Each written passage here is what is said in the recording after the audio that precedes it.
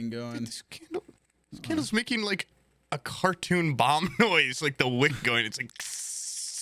Oh, is it like one of those wooden wicked ones?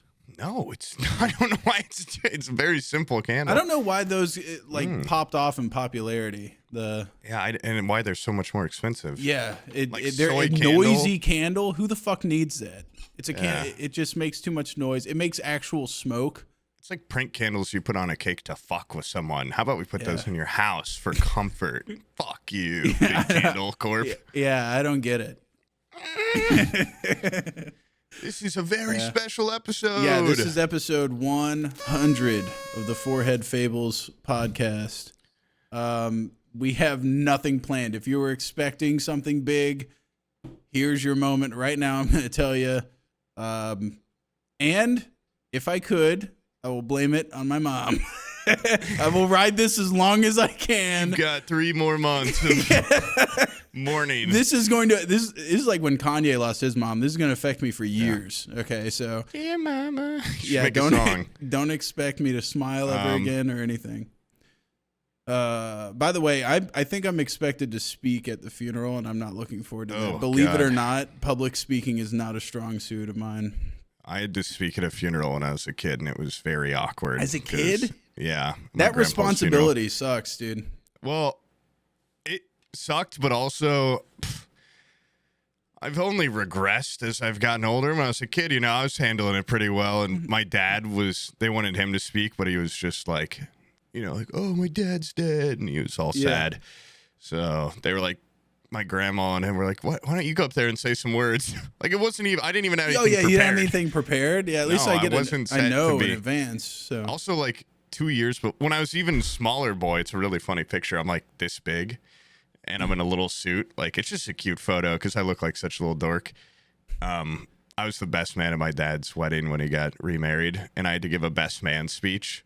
Don't remember. Like, I have no memories of that. I didn't even remember that was a thing, and they were like, "You did a really good job." Like, giving that little speech. Yeah. I'm like, well, obviously, like the quality of the speech. Yeah. Anything you say.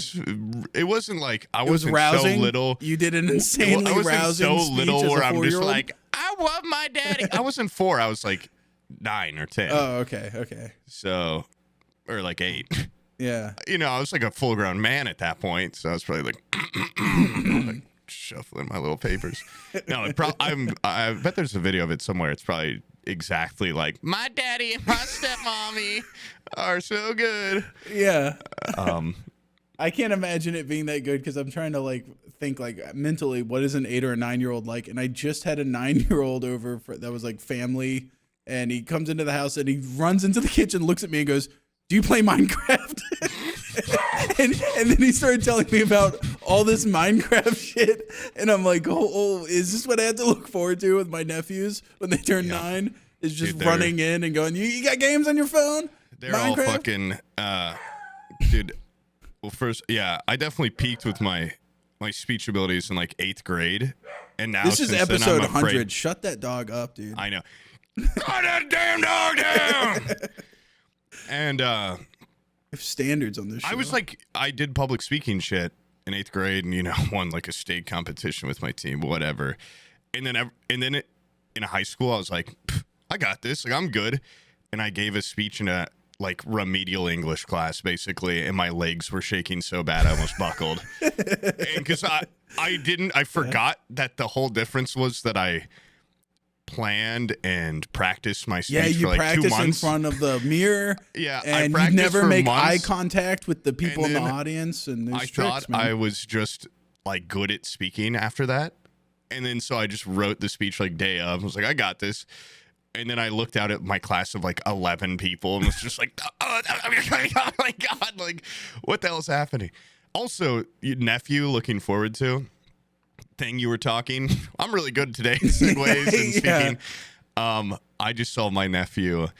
We did like, I had to go to my hometown the other day, so of course you got to stop by the road of every family member on my mom's side. Dude, will you stop with your? You were saying like every episode, it's just getting closer and closer.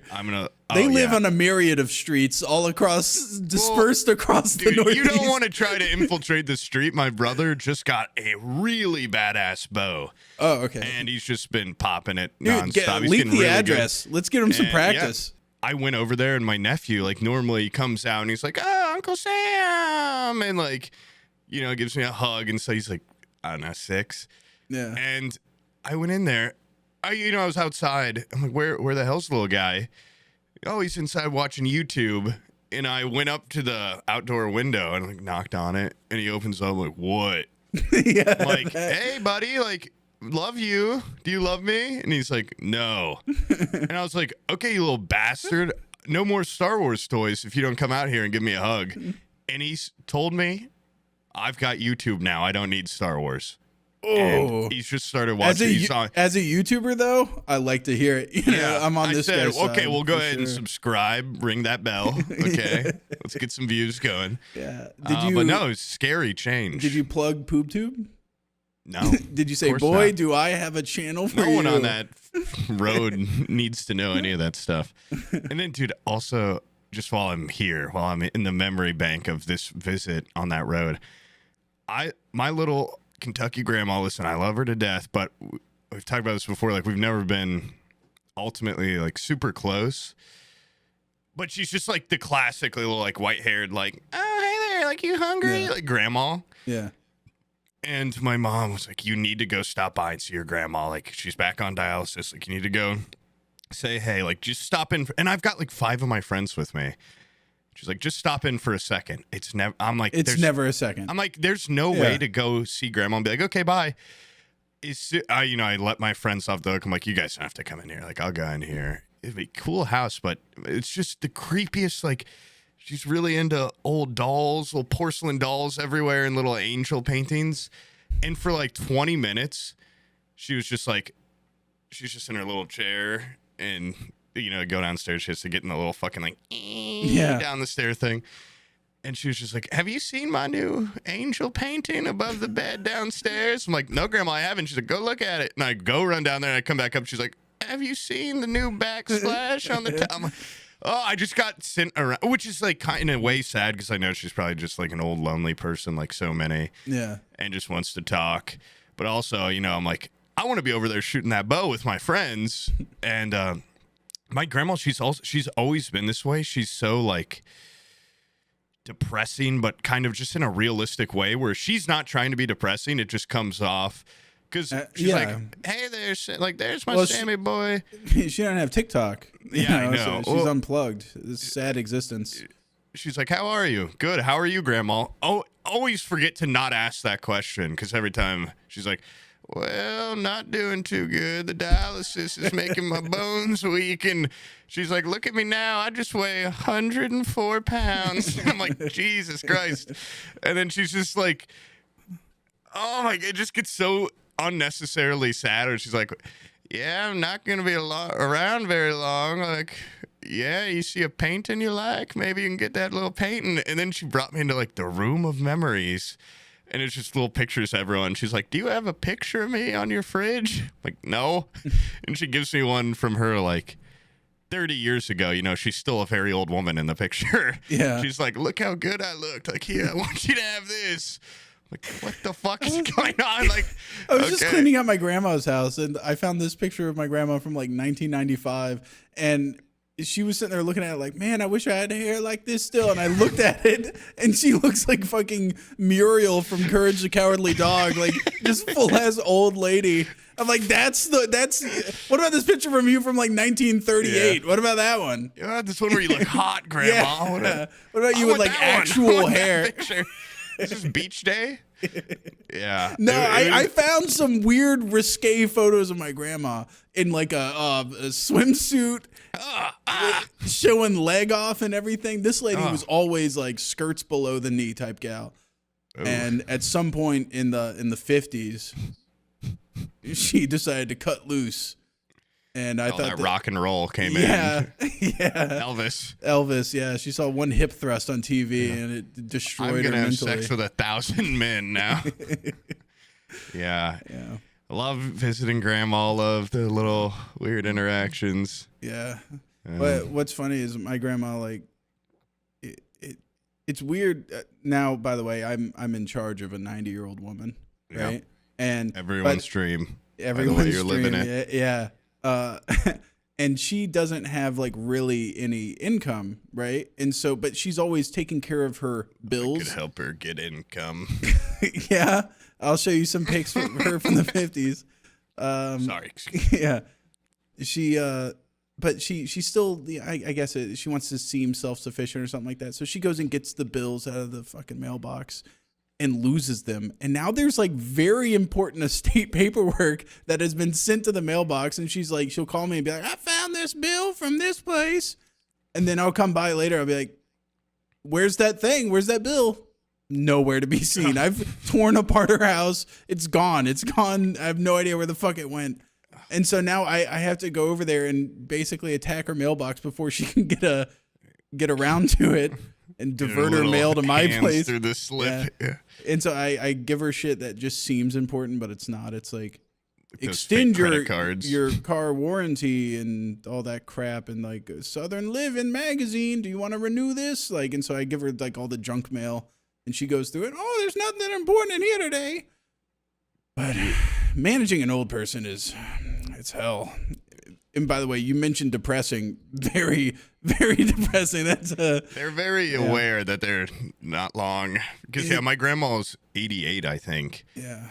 And she's just like, yeah, like, I don't know how much longer. I'm like, Grandma, you've been saying this for like 20 years. Like, I don't know how much longer you're going to live either. Like, I think a lot of that, too, is like, does she have any... Like, my grandma's lost everybody. She's lost her husband. She's lost both of her kids. And so all she has is her grandsons, and like, she lost I'm two not that husbands and a son, but she's still got her daughters. So okay, so she's still got something to live for. She's got her Fox News. Every time I walk in there, she's just watching Fox News. Oh well, that'll keep you perpetually angry enough that you'll live out of spite. Yeah, it's funny because she does stay strapped, though. If any intruders are listening to this podcast when I go there, our family's like pretty worried for one of the neighbors because like some crackheads lived there for a while and they just feel like, crawling around. My grandma would just sit like by the door with a gun. And she'll probably kill me eventually, honestly. That'd be what a way to go. I just stop by for my fucking visit I have to go to. Bang, bang, bang, bang. She's going down the little wheelchair lift on the stairs. Who the hell is that? I don't remember who I am. Yeah, it'd be a fun explanation of my mom. She shoots herself on the little stair ride and has to ride all the way down. Dude, I've noticed that when everybody, of course, says, I want to live forever. I want to live to be 100. I have yet to meet somebody that's in their 90s that isn't just like, I'm good. Whenever the Lord takes me is okay with me. They're usually done with it. They're over it. I think it helps that they're religious too. Oh yeah. Because my grandma even made a comment. She's like, "Well, I'll see you in heaven." Like, oh my god, in the grandma section of heaven. Just go right over there. That's what I want to do. I want to go fucking hang out with you up there. Then it wouldn't be heaven, Grandma, if you were there. I hate your undying love. Is it cool, Grandma? Is it you when you're 90? Are you gonna be 90 forever up there, or do they give you when you were sexy? Yeah. Which one is it? Do they give rock you and roll grandma or old grandma? Yeah. Yeah. I bet you my grandma would be pissed if she got to heaven and they didn't give her a leg back. She still has the prosthetic. Oh my god. Yeah. But every time she's like, I feel so weak. I always grab her prosthetic. I go, I don't know, your calves feel so strong. That must kill. Hard as a rock. It killed the first time. She's like, don't touch it. Yeah, stop doing that. I can't fix my chairs. I've also found out it's kind of funny if you hit these two buttons on either side, you can quickly take off someone's prosthetic leg.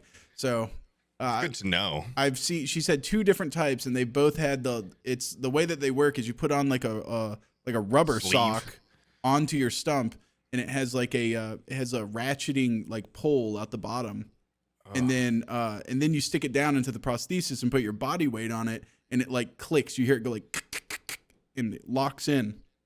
And then to release that clicking mechanism, there's buttons on either side, and so for the future, if you're like on the public transit or whatever, you see somebody with an unusually rigid foot, it's probably a prosthetic. You can probably grab it either side of the calf. Pressure points. Yeah, hit their.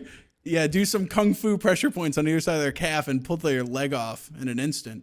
Have you seen how they make like prosthetic legs for kids that are like Iron Man themed and stuff? Yeah, they make like cool ones. You should get her like a light up Iron Man. I've tried everything. Even that guy. There's a guy in the Discord, Wusa. He's got 2 prosthetic legs, and he's got the. I think he's got from the thigh down. I don't think he has knees, And I'm like, why didn't you get the Blade Runner, the Oscar Pistorius? Oh, yeah.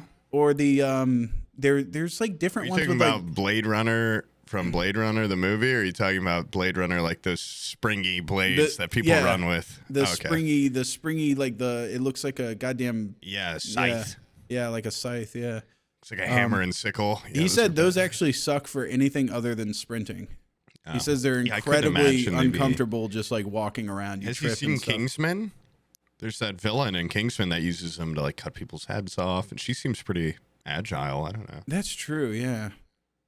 That's what I'll tell him. I'll say, Wusa, you need to walk like Camille from League of Legends. You need to get get your sexy hips out, get blade He's not feet. using his imagination. He's Yeah, if I lose my legs, I'm gonna be pretty bummed.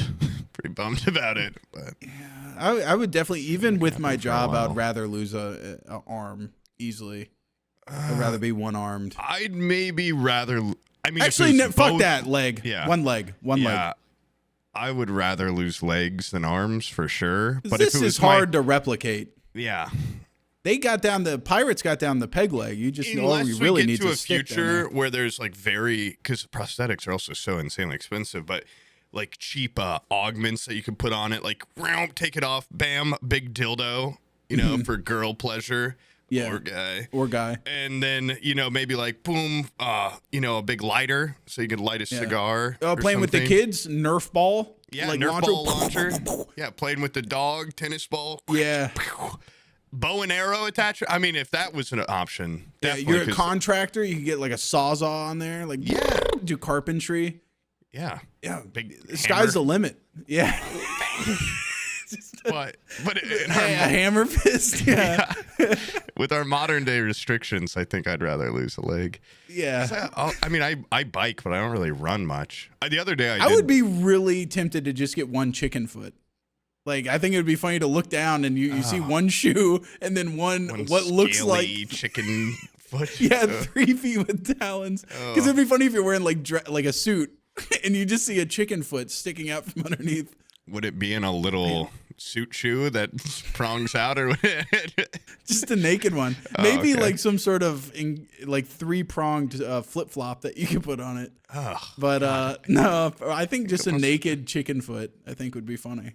Yeah, I don't know the logistics of getting a chicken foot that big, but I'm sure you could make one. It would be like a prop thing. Yeah, it'd be like a movie prop. I think not like an actual giant, like an ostrich foot that I cut off. I was gonna say an ostrich foot or something would probably work. It doesn't have to be real. It just has to carry me around. I figured epoxy or something like that. Actually, I did see a guy that had ankle cancer or something like that, and they cut off his foot, and then he got his foot preserved in epoxy, and he turned it into a cane. And so he's just like on public transit and stuff, and he's like using his cane, and it's his severed foot. It looks horrific. Yeah, it should be illegal. Yeah, I don't think that should be as illegal as fucking following me on the highway with your brights on. Like, that's just gross. Like, get that shit out of my face. Yeah. If I'm on there, like on the bus with a kid or something like that, they're gonna be like, "What's that?" I guess that's a severed human foot, dude. I don't know what else. Is it the top part of the cane or the bottom? No, he's literally walking with the foot. Like the foot makes more sense. Yeah. I guess, he doesn't put a shoe on it or anything. It's just it's just naked foot. It's kind of awesome though, because I've always heard like any procedure that you have at the hospital, they don't let you keep that shit. You get your gallbladder removed. You can't ask for it in a jar. You can't get. Why? It's because the liberals are I think that's what clones or something. My mom paid organs. good money for her pacemaker. They wouldn't let me have it. That's fucked up. They didn't even let you have her phone, but I can't believe they didn't give you her pacemaker. Well, what's funny is they carved the pacemaker out of her and sent it off to Shands or something like that, and then they put the phone in there. They're like, we can't put the pacemaker in the incinerator because it'll blow up, but this phone will be fine. Yeah. They slipped that right in. Yeah. Was it an iPhone or was it like an? It was a brand new Samsung Galaxy. Damn, dude. Yeah, you probably still had payments on that thing. That fucking sucks. Yeah. Well, I just upgraded. Whatever. I just pre-ordered my upgrade for the new iPhone. Pretty excited. Yeah. I've been saving a phone upgrade for like 3 years, which now that I think of it, I'm pretty sure you get one like every year or two. So every 2. So I could have done it earlier, but I have no problems with my phone. You know what, Abby? Except for the battery life and the fucking how much it sucks. Abby and Zach both do the same thing. It's like when they're getting tired of their phone, all of a sudden that case comes off. And it's like they're looking. I've had a case for like a year. Yeah, they're like looking for a. It's pretty well. They're like, maybe it'll get knocked off a table and it'll break and I'll have an excuse to go get one. And I'm like, can you see the? Yeah, I can see the glass. Yeah, but it looks exactly like a talking bubble. It does, yeah. And when I'm on the phone, it's like, this guy's got a talking bubble engraved in it. I'm hoping that's what the people at the Verizon store buy when I trade it in. Yeah. I said there's no breaks on the glass. Like, that's written in pen, dude. You can just wipe that right off. Look, it's clearly a talking bubble. Except for where the talking bubble meets the border, and it's very obviously been dropped on something. Yeah. Yeah. They're surprisingly resilient, I feel like, nowadays. And they're waterproof and shit? Even if I don't get a case, I always have a screen protector, and that saved my phone a lot. Like just the little glass, little tempered glass or whatever. You know, call me crazy, but there was a lot of hype for phones. Crazy. Like a decade ago. And now, like, nobody gives a shit. When a new phone comes out, I think the only people that, like, line up for it are 15 years old. But... New iPhone has got ray tracing, and you can play Mortal Kombat on it and Resident Evil and stuff. Games on the phone. I honestly just want. I mean, it's going to be like a marginally better camera, but the battery life is. I mean, when you have a phone that's you've had for a couple of years, I put it on low battery mode, like when I wake up, and it still fucking dies during the day. How much do you use your phone? Christ. I don't know, 20 hours. 20 hours. How often am I awake?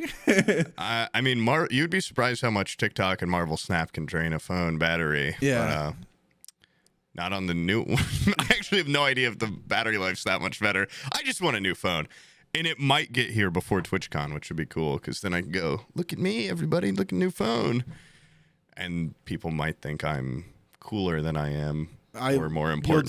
You'll definitely go up a little bit. You think we can get into an actual after party if I'm like, talk to me? Yeah. I've got the new white iPhone. Hello? I can't hear you.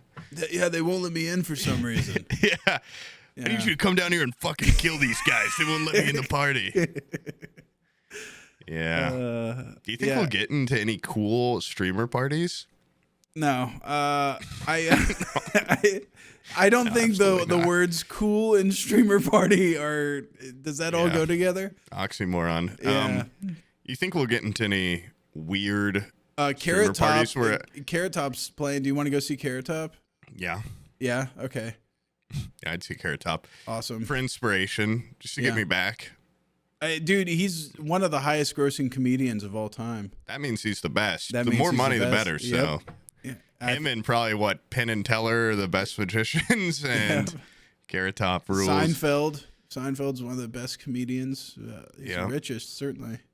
Well, he's got a cars and coffee and all that stuff. Yeah, it is funny how I don't know if this is a crazy opinion or anything, but whatever. Seinfeld. I've never watched a Seinfeld stand up and just laughed at all. I think it's pretty mid. It's not your favorite part of a Seinfeld episode when they the show him ending doing monologue. standing up? Yeah. No, he was the worst part of that show. I think he knew it too, but I was like, this is out of his wheelhouse. I'll go watch his stand up. Not that great. It's not that great. Have I talked about that I saw a comedian the other day? No. I don't think so. I think it was right after the last podcast. I saw with my mom, stepdad, and brother Dave Chappelle in Indy. and because Was my any mom, good? my mom like just started watching Chappelle Show. It was like, this guy's hilarious, and my brother used to be a really big Dave Chappelle fan. It was my brother's fucking idea to go, my older brother. And then day of, my mom's like, he's not going. Like, you got to go. And also, him and I were sitting in a different section. So I'm like, now I'm just going to a Dave Chappelle fucking thing by myself, basically. Yeah. Like, this sounds like ass. And when you got there, you have to lock up your phone and everything. And my stepdad's like, you can never be too early to a thing like this. Like, I used to go to a lot of concerts. So, like, we got to get there early so we can beat the crowd. Show's supposed to start at 7:30. We get there at 6:30. You know, we eat in a Buca de Pepa beforehand. So only people in the entire goddamn restaurant. Do you have Buca de Pepas, or is that a thing No, here? Buca de Pepa's not. I've never even heard of that. It's It's Buca de Pepa, right? it's The name is insane to say. big I love family it. style Italian. Like Buca de each Pepa. plate is just like this big. Yeah. And one of their shticks that I always loved when I was a kid, and now I replicate, is that they just have every piece of their wall covered in like shitty Italian art and all sorts of stuff. You know, those Italians not known for their art at all historically. Yeah. But yeah, we get there like a fucking hour early. You have to lock up your phone, you know, go to the bathroom, can't look at your phone, all this stuff. Blah, blah, blah. Supposed to start at 7:30. First opener doesn't come on till like 8:20. Didn't even know there were openers. The first two openers, really funny, actually. Got the Who was crowd it? going. I don't know. I wish I knew. I need to look it up because the second guy genuinely should be the headliner. I mean, he was hilarious. Yeah. And then the third guy, my brother said, like, it's like they had to then soften you back up for Dave Chappelle's bad set, is that they had this third guy on that apparently goes with him everywhere. I've seen him before. He's like the bald comedian that's in a bunch of his stuff. But it just wasn't funny.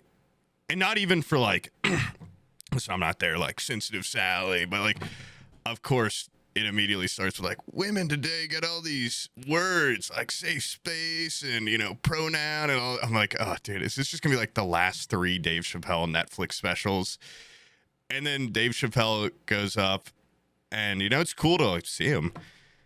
And my God, dude, he probably smoked 2 packs of cigarettes during like a 50-minute set. He really wasn't on there very long, which kind of sucked. But his first 4 jokes were just trans jokes. And I was like, yep, okay, this is like exactly like just what I kind of figured this would be. And they just felt forced. Like, I don't know. They just weren't. It would be like an entire different joke. And at the end, he'd be like, and that's what trans men are like. And everyone's like, ah. And he was just like chain smoking cigarettes. And the whole time, my brother was just like, God, like, I need to smoke. And I felt bad for him because he's like the biggest Chappelle fan out of anyone, just because Chappelle Show and stuff, like, used to be obsessed with. Yeah. And then he's like, I can't take it. Like, I got to go outside and smoke a cigarette. And I went with him, and we were out there for like 20 minutes just talking to people. I like that part the most, you know, just talking to random people outside. And then the first joke when we got back was a trans joke. I'm like, is this just been going on for like 50 minutes straight? Like, what is happening? It is such an incredibly minuscule population, like size of the population, to get that bent out of shape over. And I just also, I don't know if this one might be being recorded for Netflix too.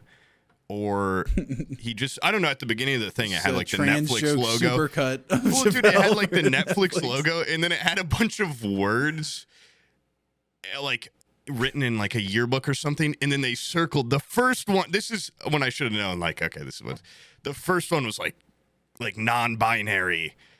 I'm like, what is this? Like, what is happening? Yeah. And then the next word was like Dave Chappelle. I'm like, okay. And I just hate when comedians are like bitching about like, I can't say anything. Like, I'm canceled. I'm like, this is like a sold out arena. This is the Pacers arena. And it's like a Netflix special. And you're saying it all right now. Like, you really, are you feeling the consequences of like, do you feel like you can't talk? And the guy, dude, I don't know. The guy before also was just like, just not. The second guy, really good. Yeah. First guy, pretty good. The best part, before it started, they just had a DJ for like 40 minutes, which I was already like, okay, Dave Chappelle's not going to be here for like a fucking hour. When he came on, he was like, come on, everybody, like, let's. And and they were doing like dance cam. I'm like, what are we at a concert or are we at a fucking comedy special? And it was just like all these old people just dancing up in the crowds and stuff. And he actually played some pretty good songs though. That was probably that was one of the highlights of it. I was like, okay, like, oh yeah. And then the comedians came on. I'm like, I don't know. It was do you just think over. him And the moving tickets are out into his little ranch out in the rural area of America? I think he's out in like the middle of Ohio somewhere. Do you think that it has impacted his? I don't know. You mean he's his from comedy, Ohio, any? right? I don't know. Yeah, I mean he's But then he then moved to, I'm assuming, L.A. or New York City or somewhere because he was a writer on a bunch of stuff, and then. You know, dude, I'm just saying this is not the undercover brother Dave Chappelle. Okay? Yeah, no, he definitely had like a weird rift where like I think he had like his first Netflix special, and even the second one they were good. I didn't have a problem with them. They weren't was it the 2004? It's the old stuff. Yeah, his old stuff. Oh my god, dude, I could watch those specials over and over again. But I mean they're all right. But if it is as you spin like the yarn. Just a back to back. Someone in the audience here was probably. I mean, you can't prove it because you couldn't have your phone in there. Yeah. But yeah, he also pulled down his pants and shit on the stage. And I can say anything about this thing. You can't prove me wrong. It just felt.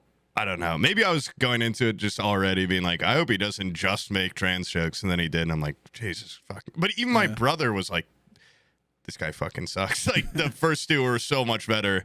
Yeah. And my mom and stepdad loved it. And afterwards, of course, they're like, I like him because he makes fun of everyone equally. I'm like, no, it doesn't. That felt pretty targeted. Yeah. Like, I don't know. Maybe. They're like, remember when he made fun of special needs people too? I'm like, yeah, I guess.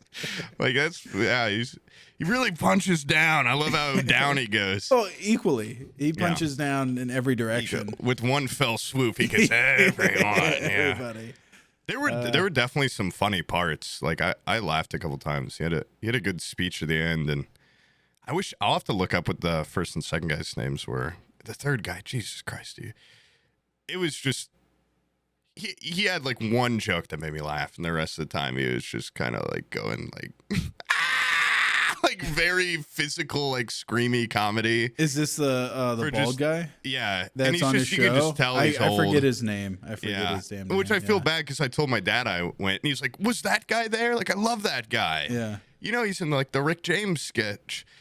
I'm like, "Yeah, he was there," and he's like, "How was he?" I'm like, he was good, Dad. Like, just believe. Like, I didn't want to break my dad's heart. I'm like, he was so funny, so funny, and he was jumping all around. It was awesome. It was really, really good stuff.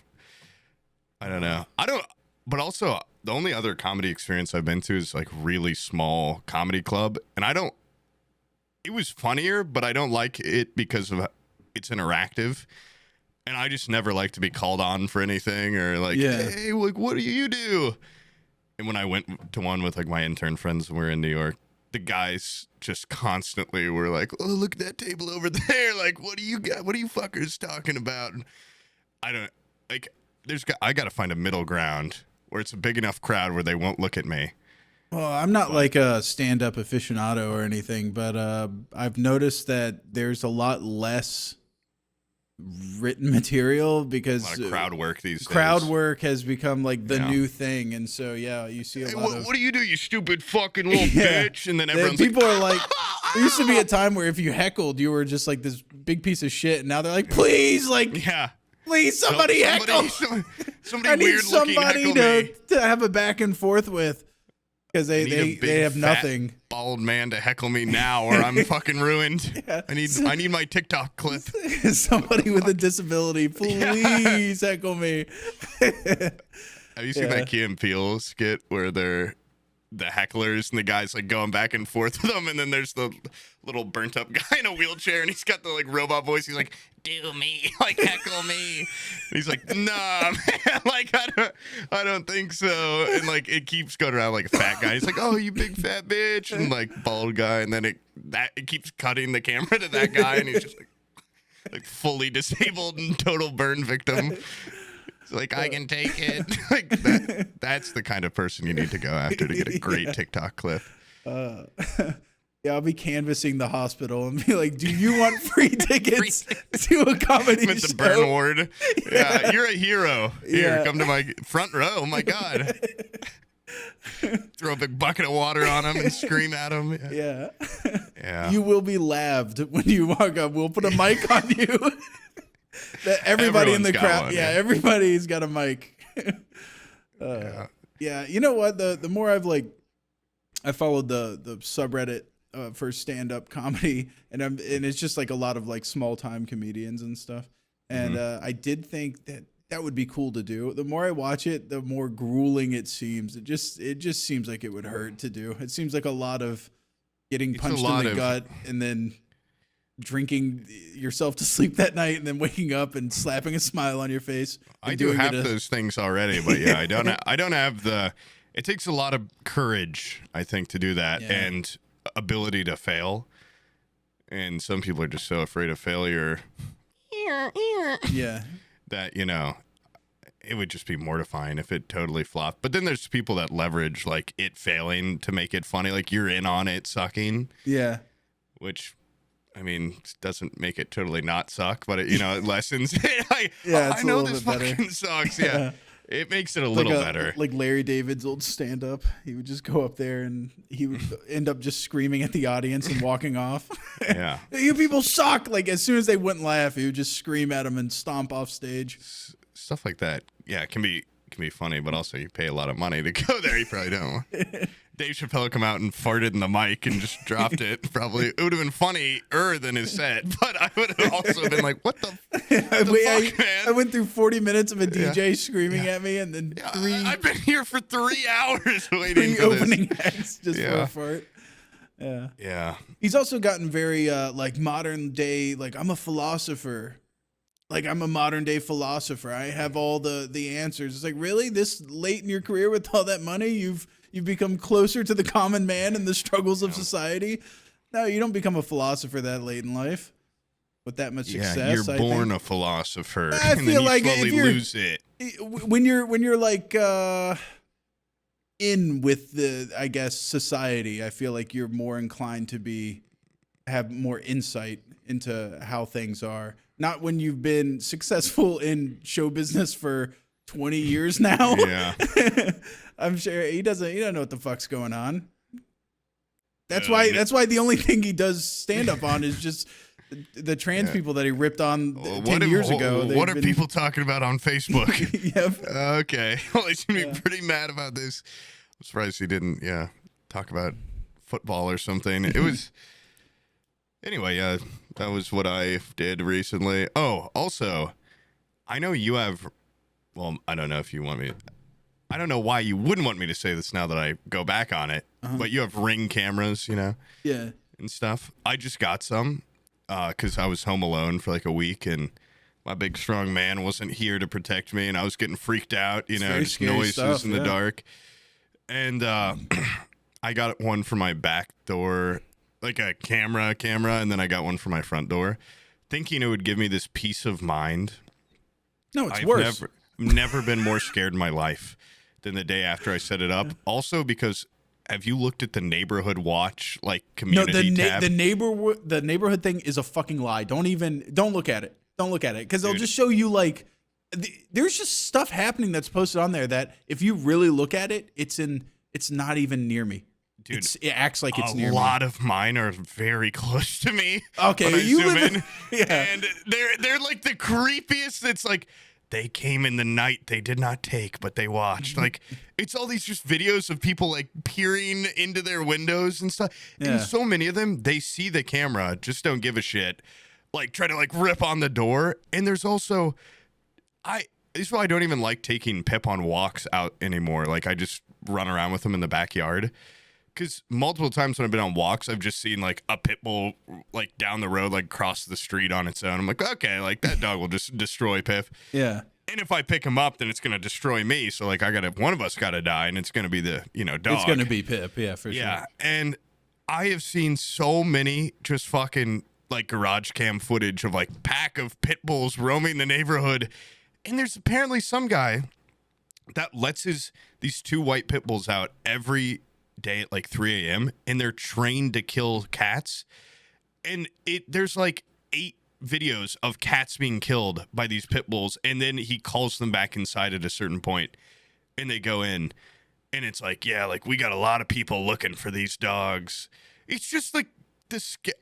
I've never been. The first night I downloaded it, I was just looking through, like, my God, you know. And it's some people on there like, you know, they go out of their way to fuck with you before, like, right when you're starting to batten down the hatches. At 9 p.m. is when I start getting Ring notifications. Yeah. Like, this is what's happening in your area. And it'll show, for some reason, I'm not going to say where I live, but it shows clips from like 20-minute drive in the shitty side of town. People just going up and like crowbarring a window and clearing out the glass and walking into a house. I'm like, whoa, this happened here. And then you look and it's like, no, it happened on the south side. Yeah. And it's it's deceiving. I've even gotten stuff from like across the Georgia line. I'm like, it's not even in the state that I'm in. But yours is a little deceiving. It's pretty narrowed into like a 15-mile range, like in all ways around me. And some of them are like literally next, you know, a street over. I'm like, fuck me, like holy shit. But wait, now I also am like, I need more cameras. I need to be able to look at because now when I go to bed. Or like before, because I got them too, because one of the nights right after my roommate left, I went outside to feed the stray cat, and I just didn't, you know, I made the cardinal mistake of not peering through my blinds before I went into my own front, you know, door. And there's like a lot of people walk back and forth in front of our house. Like there's just a lot of foot traffic. And I went out there and there's just 2 guys like walking around, and I was like, oh gee, I'm like pouring the cat food, and they noticed me when I poured the cat food, and then they started walking towards the door and talking to me, and they're like 10 feet away, and I was just like, oh, okay, like went inside and then was like peering through the windows, and they just hung out there for like 10 minutes and then walked away, and I was like, I need cameras. This will protect me. Yeah. And now at night when I go to bed, I just like check the cameras and I listen and I just hear like things in the night. I've got to get one that goes like on the front because I can't see out my window, you know, where the intruders would break in with a big sledgehammer and then sick their pit bulls on me or whatever. But this place is going on lockdown. We also haven't. Oh, sorry. The people that, by the way, let just like dogs roam the streets are the biggest scumbags in the world. That drives me up the wall. I can't stand those that. people, terrorists. Yep. Dave Chappelle.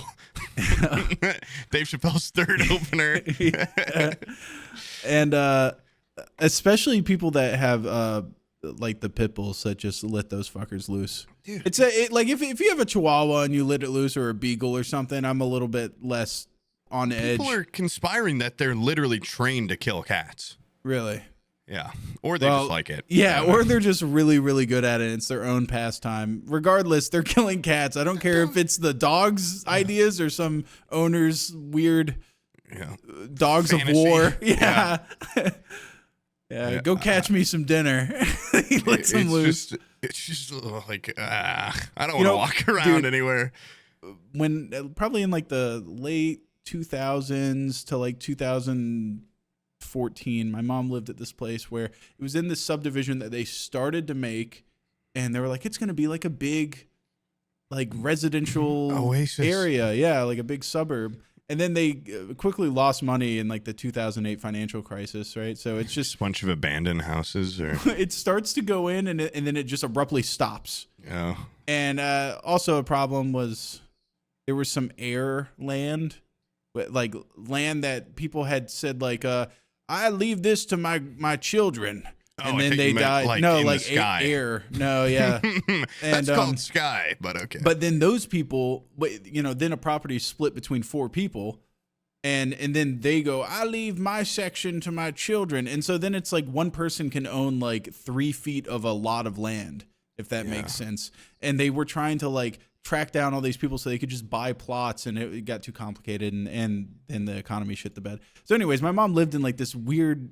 The 3 beginning foot area. Yeah. The beginning of a suburbia, which then looks like the forest just swallows it whole. Yeah. And she lived at the very last house. Creepy. on the left. And No. she used to sit there with her garage door open and just sit in the garage smoking cigarettes and drinking beer, just can after can. And this lady has no fear of like she's just one of those people that would get it torn apart by pit bulls. Yeah. But there was a roaming pack of dogs, but it was more like a Kinshi squad, you know. It was there was like one pit bull, one like then this dog that had like a big like a mane, and then there was this other one that was like kind of a tweaker, and he was like scrappy and he was like patchy and just shit. Like a cool, like they had good personalities. Yeah, each one was different. Yeah, it looked like they looked like Clockwork Cartoon. Orange gang. You know, they were just different shapes and sizes, and they would come out from the woods in between this fence and the woods. They would just appear at the end of the street, and they would like roam the neighborhood. My mom, like all of a sudden, she's like, I hate these fucking dogs. She would just get out there drunk as shit and be like, get the fuck out of here, dog. Get the fuck out of here. And they would just kind of like, they're in a line squeezed between the like very dense woods and this fence. They would like back up. They were scared as shit of her for some reason. Just the meanest pack of dogs you've ever seen. Yeah. They're like, this woman's throwing bottles and shit at me. She's they probably didn't interact with many people that were like, get the hell out of here. Like, dogs know when you're scared. Yeah. They just know. And my mom in that state was too dumb to be scared. To be honest, she was just like, "Get the fuck out of here!" Like waving shit around, and probably just didn't even care. Yeah, she didn't give a fuck at that point. Take me if you want. Take me. I'd like to see you try, motherfucker. My neighbor is like brave or something. I don't know what he is. He's very odd. He seems nice, but he lives like directly. I don't want to get too specific for doxing reasons, but on this area where people walk all the time, he's right on the other side of it. And it kind of goes into like shitty, it's because there's literally a straight divide of like shitty wood, not woods, but like a line of trees that's really overgrown with like a hole people go through. And then right on the other side of that is like a really, I don't know why I'm doing air quotes. Apparently, I've been told it's just like a pretty bad apartment complex. And they've got signs everywhere that are like, do not park and stay here if you do not live here. Like, keep moving. Like, it's just weird. And his car's parked right in front of that hole. And he just sits out there. Well, first off, he's like a lizard man. He's a tall, kind of gangly, forked tongue. He's got skinny jeans that he wears all the time. And it'll be like fucking 90 degrees out there. He just sits in his car with the car off, door closed sometimes, and just smokes cigarettes, or he'll have the door open and put his legs up on it and smoke cigarettes. And he'll be out there at like 3 a.m. Does he live with people? He lives with a roommate that is a large woman. Okay. Like, he doesn't have a security network, and their dogs are this big. But I don't know what his deal is, but he'll just sit out there and like people will walk past. Like, I'm surprised they don't fuck with him all the time. Because if I'm in my backyard with my dog that late and someone walks by, if Pip barks, they'll be like, grabbing on the fence. The fence. Yeah. Well, before, they've been like, like, what do you want, dog? I'm like, Pip, get the fuck inside. Dude, I don't know what it is in like a neighborhood. Like, you feel like you can do that. I did that when I was in San Diego. Yeah. I was just riding my scooter and a dog barked at me. I was like, whoa, whoa, whoa. Like, you just instinctively want to fuck with a dog that you know. A little more feral. Yeah, if you know a dog can't get you, you fuck with them for sure. Yeah. Well, I'm hoping they don't realize Pip's a corgi and they think he's something much scarier. Their imaginations at play behind the fence. But that guy just sits out there all the time, and also not like, I thought he was just really fucking weird and didn't like me, because multiple times I'll go out there, and as soon as I go out, he goes inside. I'll be like, hey. And he'll just look at me and then go inside. I'm like, is this guy going to fucking kill me? Or like, what the hell is this? But now I'm theorizing that I hope he's just had AirPods in this entire time, because I've never heard music. Even more brave, though, to not have your ears with you in that area. Yeah. But because like last night I fed the stray cat and he went inside. I'm like, hey, man. No, just looks at me and goes inside.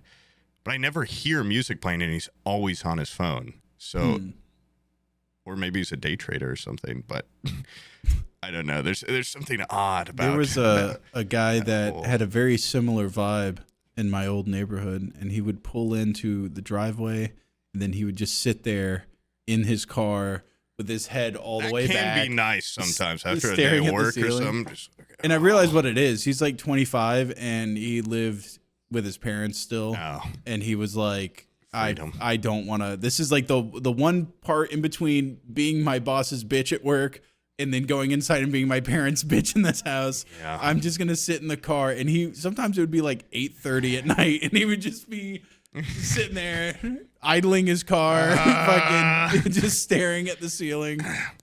And I've seen his mom would come out too and just be, hey. And he's like, hey, I'm just hanging out for a minute. I'm just hanging out. There's something blissful about like when I used to, real work, Yeah. getting fast food after your shift and just eating it in a parking lot in your car and just like not going home yet or anything and just fucking like listening to music. It's like almost depressing, but it's also, it can just be so relaxing. It can be so blissful. Pull the windows down, empty parking lot somewhere. Yeah. I Kind of chill out. used to work at these apartment buildings doing maintenance, and I had a cool setup where Dead body. I would clock out. I shifted my hours to accommodate for school, and so I would leave at like 6. But everybody else in the admin office, Good that did you? Sorry. right? some admin people in the office, like everybody that was my boss, effectively would clock out at 5. So I was there an hour later, and that hour, I would immediately, as soon as everybody left, I would go fucking hang out on the roof of one of the apartment buildings. Oh, sweet. Because, they had roof access, big flat roof, and I would just fucking chill out there and just look at traffic and look at, look at all the passerby, Would this all the jump college kill kids. me? Yeah, Would it the just jump hurt would me? absolutely kill me. And I would That's just what hang I out think up every there. time I'm on a roof. And then half the time, we didn't get in trouble if you did like, instead of like actually clocking out, if you just wrote the time, I'd fucking hang out there an extra 30 minutes, 45 minutes, and then I'd just go in there and write my 6 p.m. clock. I didn't steal money from them, any more than my hour. I stole from them every day for months. Yeah. I didn't needlessly steal. They'd be onto something if they knew I clocked out at the 7 o'clock. They're like, well, you working an extra 2 hours? No, I didn't. God, I always panicked. I was like, what if they asked me what I did while they were gone? That never occurred to them. I was always such a goody two shoes with like that kind of, people would be like, dude, just clock, like just, like don't clock out yet. Or when you would have to, when I worked at a place that got tipped out, Yeah. you'd have to claim your tips and everyone would be like, dude, just say that you got like $2 in tips. That way you don't get taxed as much. And it's all cash. Like they won't find out. And I'd be like, I don't know, man. Like I should probably put like 25. And they're like, dude. And it took me like 2 months of working there to be like, okay, like I only made like $8. And then after like one of the first times, my manager had a big meeting and was like, you guys are not claiming nearly enough tip. Like, what is it? Like, some of the people are putting literally like 1 Wait, they cent every tax your time. tips? Yeah, I'm pretty sure you have to claim how much tips you get. You get your tips taxed? That's ridiculous. Yeah. Every guy get their fucking hand on everything. I've also noticed that like not DoorDash, but we have this one called Bite Squad. They take money out of their tips too. So like if I do an extra like $8 or whatever, they'll only get like $6 and something in tip. Dude. And I've brought that up to the drivers. I've been like, by the way, I didn't give you $6.23. Like, who types that for a tip? They're obviously taking money out of, you guys need to unionize or whatever. And he's just like, I don't fucking get it. People that do those jobs, they don't give a shit about. They've almost given up on life anyways. They're already beat down by the system. They're not going to complain about it too much. I had some old bitch the other day I almost had to beat down in my driveway because I thought he was a sweet old man at first. I mean, he was. I just... my thinly veiled rage really came out when this guy threw a just snide little comment at me. I thought he threw his food. Be like, no, I ordered a 12-pack of Coronas and like little ice cream bites or something, and maybe the dibs. They're like healthy dibs. Oh, they're actually pretty good. It's dessert. Why try to make it it healthy? Coconut milk because I'm trying to work out, and if I already drink all the time, like I need to like have something's fucking gotta line. give. Yeah. No, that's why you get sugar-free gum. Oh yeah, that's it. This is my big This is where I make it all count. Then you can go full blooded on everything else in life. You don't need. My to roommate now has gum it's just like base gum or something. Like you can chew it for like 3 days a piece, and it's just like it has no flavor or nothing. Yeah. Anyway, it's probably made from actual like gum. Yeah, like the tree sap or whatever the hell that stuff is. But this old guy, like I only ordered like 2 or 3 things, and I tipped him the like 20, it's like 18, 20, 25% or whatever. I did unless I'm like custom tipping, I did the 25%. And I go out, like, he took fucking forever to get to my house, too. And I also paid for the fast shipping. So we're not even going to get into that. That's probably not his fault. My ice cream was all melted. And I went out to the car to help him pull it in. Cause I'm like, oh, the Coronas can be heavy or whatever. And he's like, hey there, like, blah, blah, blah. I'm like, hey, like, how's it going? And he's like, like, okay. Like, all right, what the hell's going on here? And I pull my ID and he's like, like, there's a lot of, like, you got a lot of stuff. I'm like, not really, but sure. He's like, you got a lot of things, huh? Such a small tip. And I was like, what?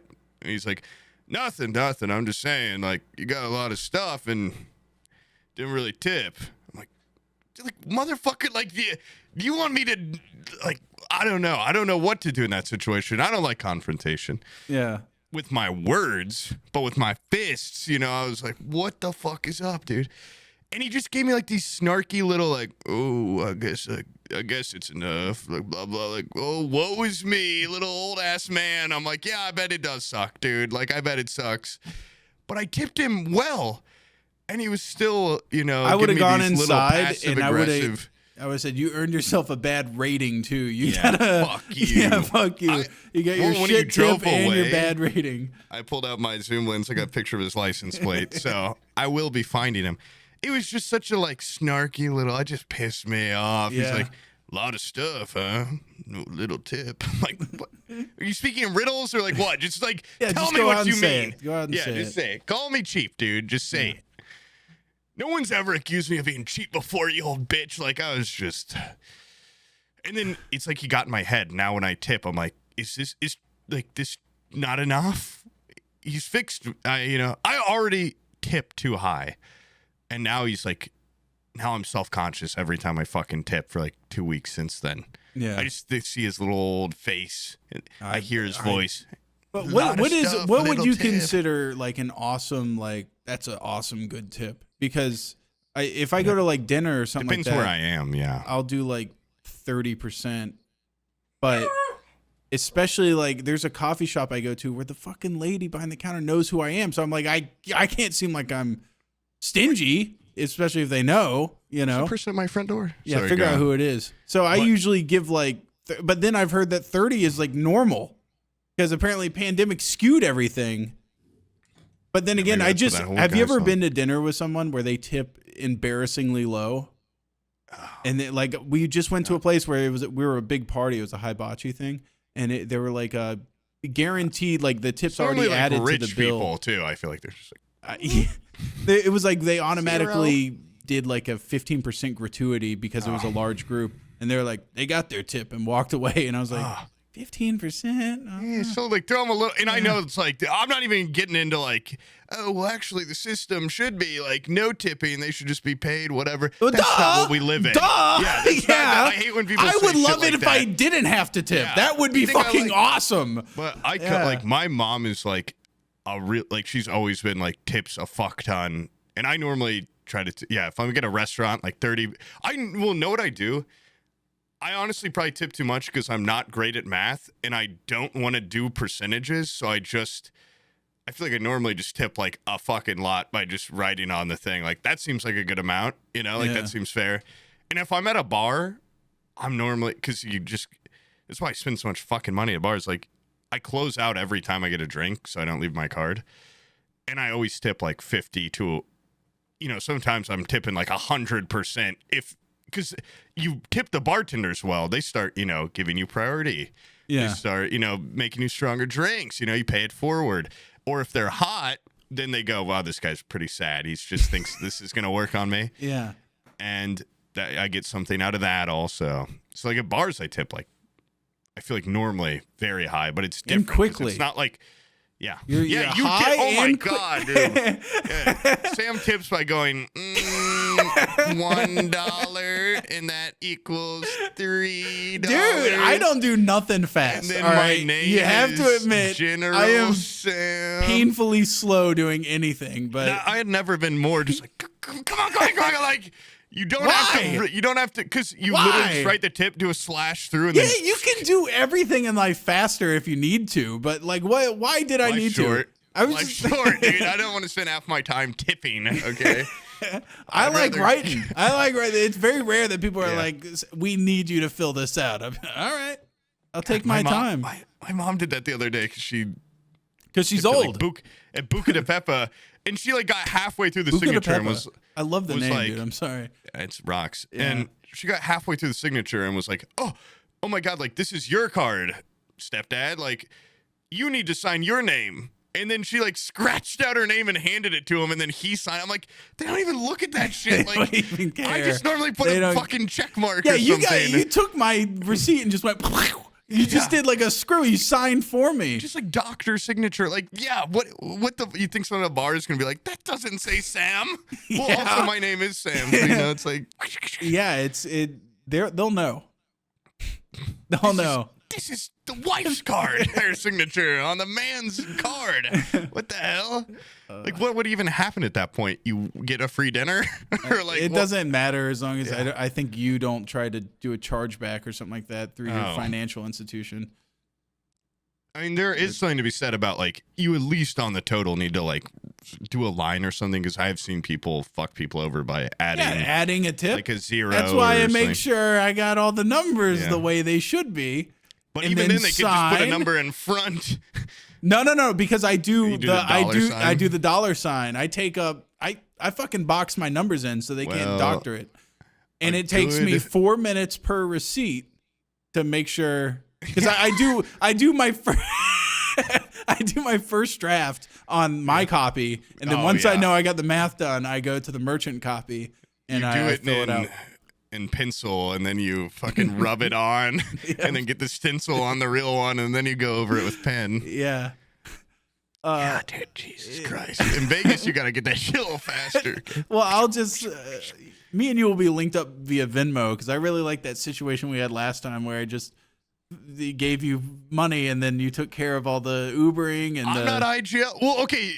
First off, you're like you're the only my person. IGL. You're like the only person that paid me for Ubering and stuff. Like, I'm normally okay. Well, just we'll eating keep it. that up again this But now, time. I'm good for it. Mead is ordering these fucking Ubers. He wants to play big league. Okay, he wants to be IGL. He doesn't even know what the fuck the big leagues are. He couldn't even set up a game night. I bought that game. I bought that $40.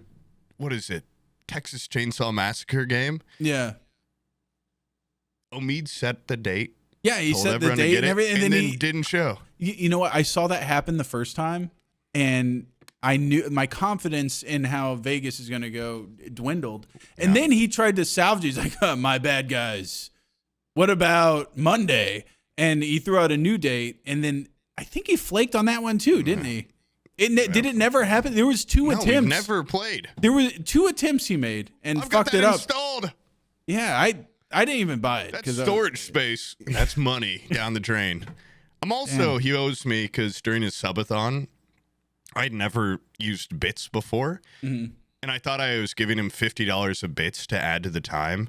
And I did a fucking $50 highlighted message that just said, like, Omid. And it didn't, he was like, that doesn't count for subathon rules. Like, there's nothing about highlighted messages. So he didn't add time. And I just fucking basically just gave the guy fucking $50. Like, that's what a real friend would do, is just give his homie $50. I wanted him to suffer a little longer though for that money. And it was like double. The time was doubled or something if you did gift subs. Any other thing except for what I did. They really got those down to a science where there seems to be methods, fucking a subathon that I feel like every time I turn around, somebody's doing a subathon now. There's always somebody that's just enduring the worst. And they probably are getting absolute bank from them too. Oh, they are, or else they wouldn't do it.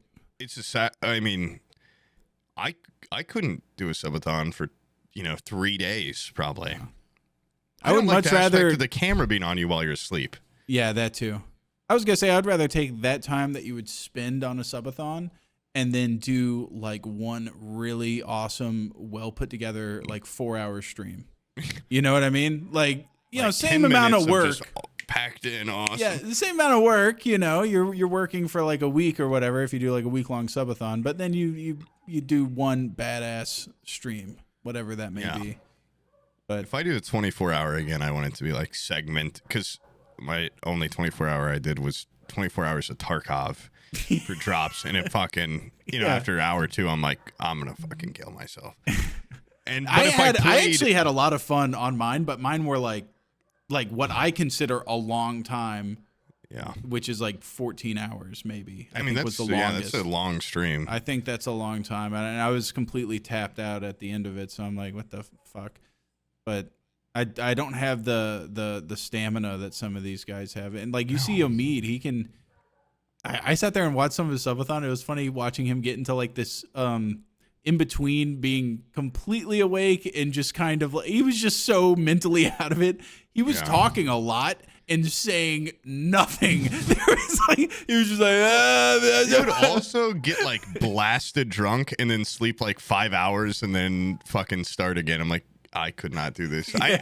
I'm getting like old enough to the point where like I get really drunk. I need like 2 days of recovery time before I can like speak to other people. Yeah. And I don't know. It really, I mean, he has an admirable amount of endurance for sure. I mean, one of the best I've seen. Yeah, for sure. I mean, that was an insanely long subathon he just did. But also, it was concerning because a lot of shit happened in between the beginning of it and the end of it. And like I came back and I got on Twitch and I looked on there and it was he's still live and shit. I think it was like the entire time Bizzle was here is when he was doing his subathon. I think like before Bizzle showed up, I saw him and I was like, damn, he's like a month.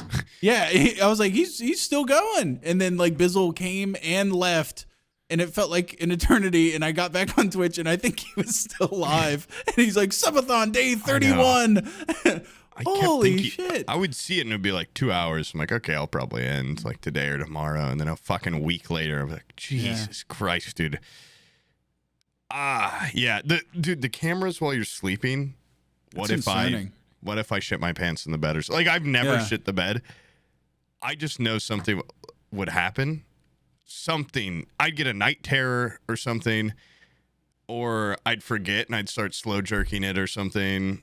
That would be my concern. I've almost had an adult, not even like I'm having a heart attack. I'm talking I felt like my heart leapt. Yeah, I did the old man. Grab my chest because I had OBS open and I had stop virtual camera. Like it was, when you have it clicked, it's like red.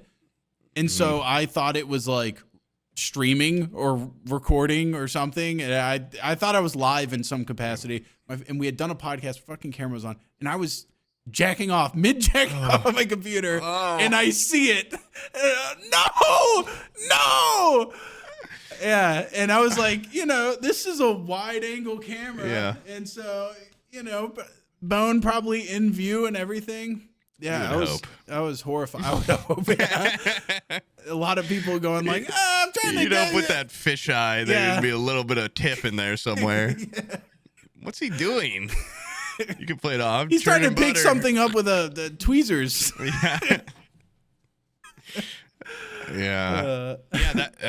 There's a couple times when I first started streaming, my OBS was fucked up. It just go live at like 3 a.m. while I was in bed.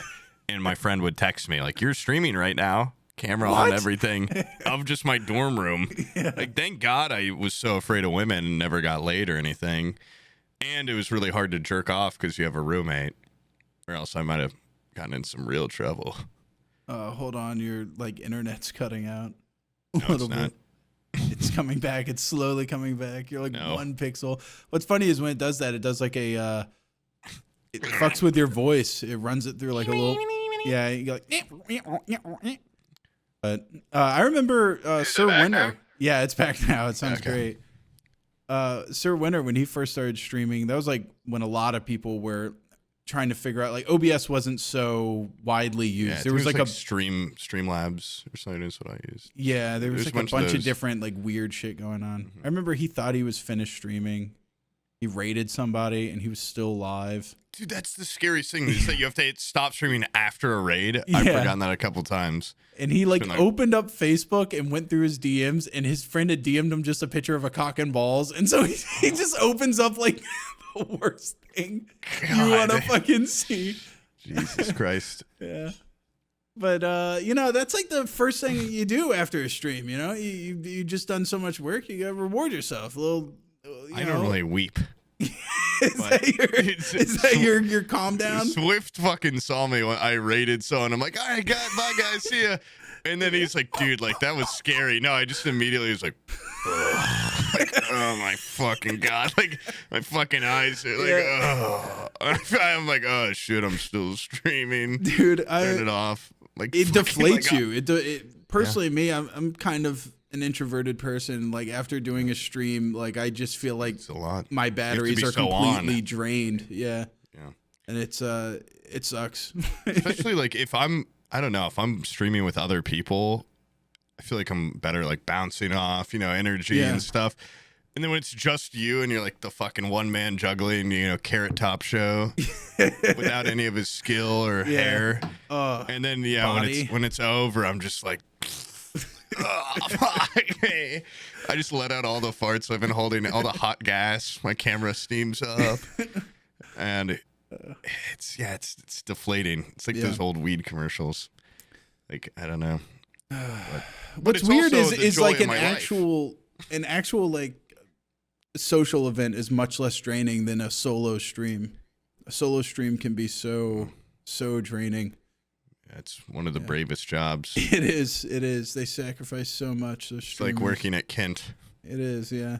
Well, because like I only have to be on for like recording, and then I can have like I'll spend 4 days editing. And it's like I can be pissed off for every one of those days in the video. The edit might be a little bit angrier. There might be more like Stalt-esque little quips in text form. Yeah. But I could be in a shitty mood or whatever. But like, imagine those people that it's their 9 to 5. They get up and they go like, I'm streaming today for 9 hours. I definitely have those times where I'm like, come on, like you dumb bitch. Like you need to stream today. Even though I know I'm just in a fucking horrible mood. Yeah. And then I'll stream and some guy will say something and I'll be like, the cracks start showing so much quicker. Yeah. And like you can just feel when like none of your jokes are landing, or like I'm just fucking so tired for some reason. I'm playing the game and I'm like, I'm just like pissed off, and I'm like, no one wants to see this. Like, but also then I get like, I feel guilty about like, what did I fucking do today? Like, why did I not at least stream? But I'm in the middle of making a cooking video, and yesterday it kind of looks like the Barbie vest Ryan Reynolds wears. Want me to actually button it? No, you don't have to. I think it was yesterday. Yeah, I was just in like a foul mood in like the beginning. I know what it was. I'm not gonna lie. My mom's stupid dog that she gave me keeps waking us up at like 5 a.m. And the dog has like these long little finger, and it's a prancing little dog, and it just sits there on the hardwood and goes like tick, tick, tick, tick, tick, jingle, jingle, jingle, and it wakes the fucking kids up. And so then the kids are up at like 5 a.m. and then Abby gets up, and boy, she's really not pleasant to be around during the when she's awake. And and so the screaming starts and the beatings commence, and it really gets into my beauty sleep. It cuts into it, and so. I got woken up way too early on account of all the violence that was going to say something about how you look, but yeah. Figured yeah, so I that yesterday especially, I was just like, I just didn't get enough sleep. My fucking Whoop told me I didn't get enough sleep. It was when this thing checks in on you, it's bad. And I just felt like shit for like half the day. So I recorded like one segment, and I was like, this is not, I'll circle back around tomorrow. And so I've been doing it today because I feel much better. But if anybody wants a small Jack Russell Terrier, like little tiny, like a miniature, wakes up at 5 a.m. Yep. It'll Long fingernails. like a rooster. It'll wake you up real early with the Amish. And let me tell you, it's not a long commitment. This dog's already 12 years old. It's probably only got a couple left. It's lumpy. It's lumpy. It's got some sort of like cysts under the skin or something. Real crazy feeling dog. My childhood also dog does stink. is like that now. If you like a stinky, lumpy dog, this one's the one you need for sure. My childhood dog is 14, and he's like a big lab mix, so he's probably, he's already lived pretty long for a big dog. And it's just sad when I see he's all like, he's starting to get those like Family Guy dog, like back legs are like twisting up. And when I go over there, he's just like, ow, ow, and his eyes are all milky and he's so lumpy and everything. Yeah, why they get lumpy? Well, Humans he's don't also get lumpy. really skinny and labs I think get a lot of skin Weird tags and cysts lists and shit. And yeah, wait, I just hold him. We had a horrible, sad moment today where we went out in the backyard and we were running around and throwing the tennis ball for Gwen, and Gwen was just like, nah. I'm too old for that shit. I don't. Yeah, she's like threw a blood. I'm more of a lay down and stare off into the woods type dog now. Yonder. Yeah, she's starting to think of her spot in the woods to go and die. Yeah. Which way will I walk into I know woods? there's gonna be a real sad day where I have to fish this fucking dog out from under this deck right here outside this door. That's her safe spot. Either that or under Madeline's bed. Those are the two places she's gonna go to die for sure.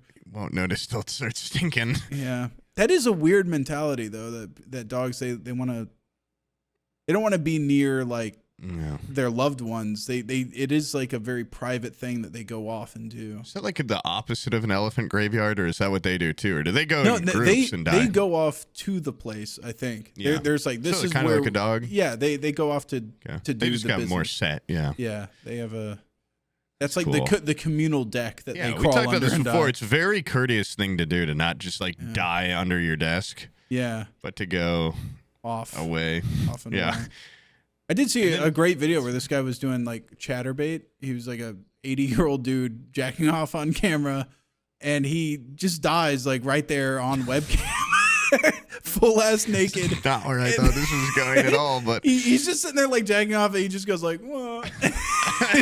he fades off. But then the fucking webcam just keeps going, and so somebody did a time lapse, and as he's sitting in the chair for like 2 hours, his cock like dances around while he's dead, and then his wife finds him, and it's horrific, and it takes all the humor out of the video, but because you remember that this dude has loved ones and stuff, and it's, I mean, that's all. That's gonna you be all don't of think us that one a day guy jerking off. You don't think a guy jerking off on Chatterbait at 80 has loved ones? Yeah. You don't think that. You think this guy has to be alone. His 18 grandchildren and kids came in the room afterwards and embraced him. Yeah. He was the governor of this town. He's loved by all. He's the most popular man in our town. I need to go pee really quick. Dude, I want to go get a this nicotine's making my mouth so darn dry. I need to go get a beverage. It made my mouth dry, and then I drank a Celsius and a water, and now the pee is coming. What's the healthy amount of caffeine you can have in a day? Like what's okay? The recommended max I think is 400 milligrams, which probably isn't a healthy amount, but it's.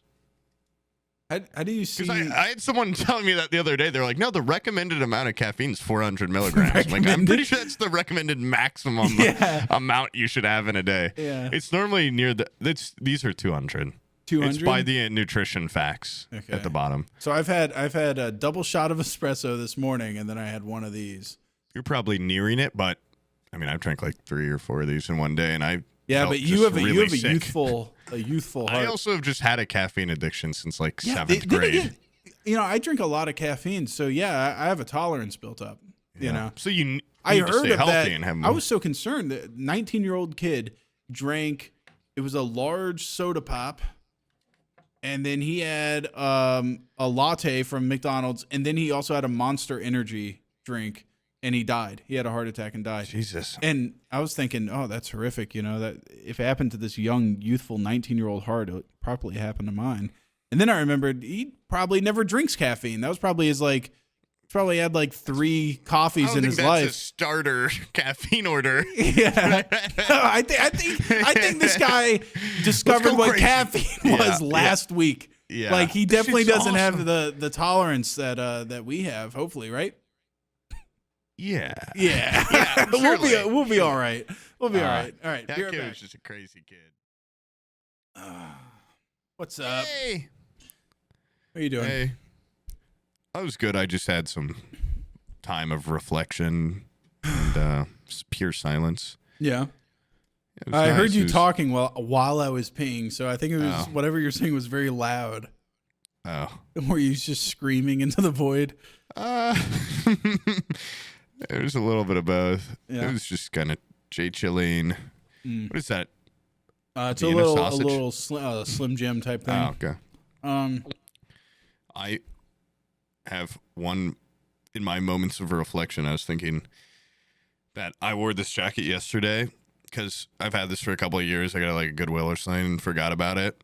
And then yesterday I had to go to my little brother's junior high football game, and I was wearing this outfit with like old tattered jeans and aviators and just sitting up in the stands. I looked like an old timey pervert. And I became very conscious of like, why didn't I dress up a little? Why didn't I put something? People kept calling me Jack. I'm like, that's not my fucking name. And my old stepdad was, oh, look at your dirty little jacket. Who the hell's Jack? Fuck you. I'm like, this whole look, something's gotta give here. Maybe take the hat off, maybe shave the mustache. I don't know what's going on, but that's I walked out, and what took me so long was Abby has picked up Madeline from school, and Madeline is, she's at like actual school now, and she gets rated every day by her teacher, and she got like a low score today because she rated. Yeah, rated.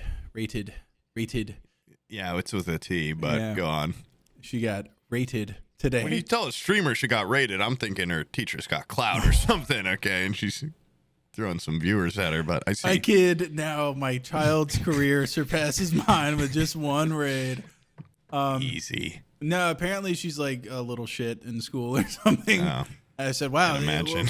What happened? Your parents are such good It's genetics. genetics. Pure genetics. It's based in her DNA. Yeah, she's got Abby's ADD and my just annoying.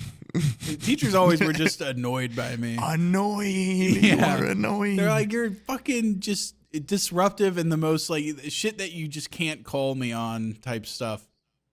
I used to piss off my teachers so much because our desks were like a reflective.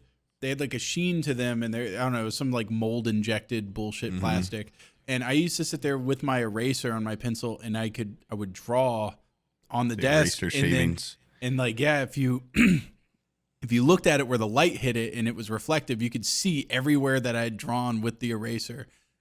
And she knew that was something that was not worth fighting over, or like, you can't write me up for doing it. But she asked me to stop, and I was like, okay, I'll stop. And then every day I would cover my entire desk with like a mural. And one day she just walked up and like viciously snatched my pencil out of my hand.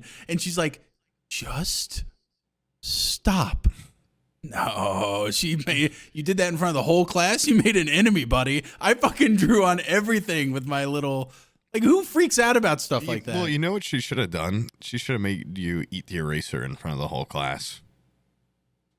Because you probably stop if she made you eat an eraser. I would. Maybe, yeah. Every time you do this, you have to eat more erasers.